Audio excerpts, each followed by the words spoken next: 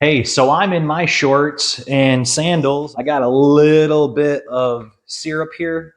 Let's go ahead and put this in the feeder jar for the cell builder. Don't mind my mess out here. Again, I'm trying to kind of tidy up, but there's a lot going on. It's hot. This is Southwest Florida, mid 90s, lots of humidity. But the bees sure do like this hot weather. This right here is a mating nuke I just put together. Bees are clustered. You can't really see it. It's all about not being afraid of your bees, right?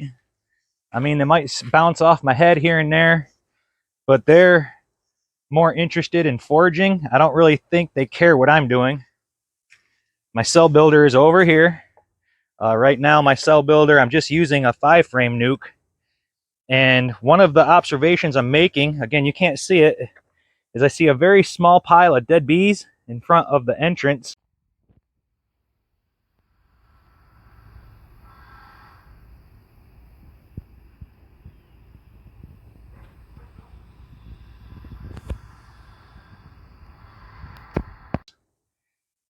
And again, that's because I don't lock my cell builder in. Foragers can come and go, but I don't like seeing dead bees like that, especially in front of a cell builder. So more to be determined on that. It could just be old bees. I do see some fire ant nests coming up between the brick. I'm just adding this syrup. As I mentioned, just a small little baby food jar. I never dump syrup down the drain. I hate making sugar syrup to begin with, but what I do make is I try to use it all the best. These bees are completely ignoring me. I just go ahead and put a little bit of syrup in that jar. It's now about 3/4 of the way full. It was about half. And there you go. So that's what it comes down to, is getting comfortable handling bees.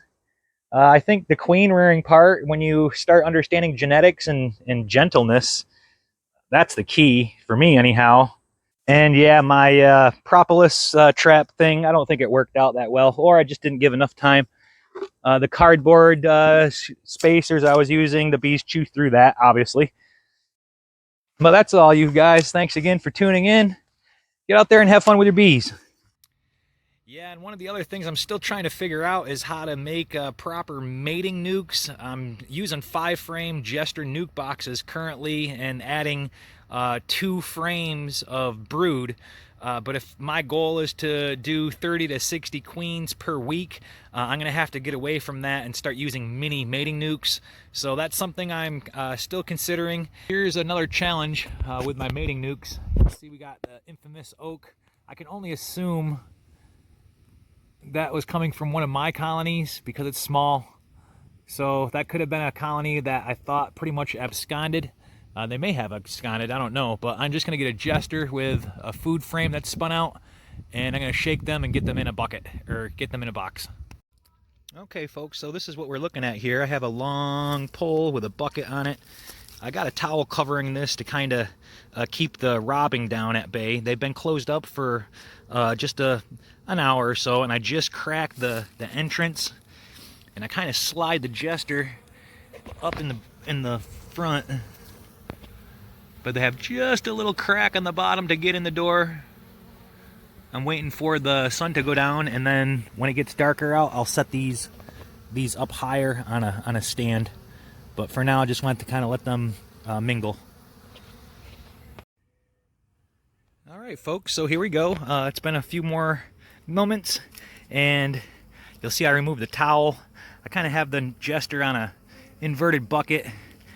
I got the entrance opened a lot more, and this is how I kind of let the bees just chill. After a day, I'll remove this bucket, but if anybody is looking for a great swarm getter, you can get these conduit, 10-foot long or 12-foot long conduit.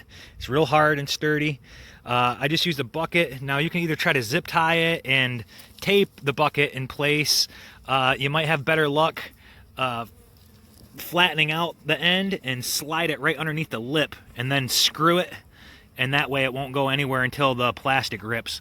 But this is just my real quick and dirty bucket on a stick, I call it.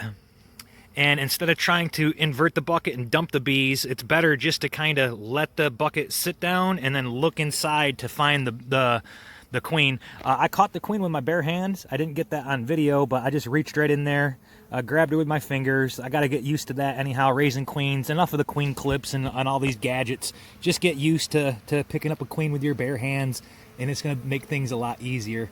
I've already done it like 3 times, and I'm having pretty good luck so far. But this is how I'm going to leave them. I'll come out here at dark. There's only one frame that was spun out that had honey in it that they probably cleaned by now. So that'll give their room for the queen to lay. And then before it gets completely dark, I'll rob a frame of brood from another colony, and I'll just slip a brood frame right in there. Maybe not. Maybe I'll just leave them sit here and see if they leave. That's usually what may happen is they'll hang out here today, and then tomorrow it'll be empty. And that might be because maybe she flies away and goes to mate, and then they find a different spot. I don't know. But this is my best chance, and we'll see what happens.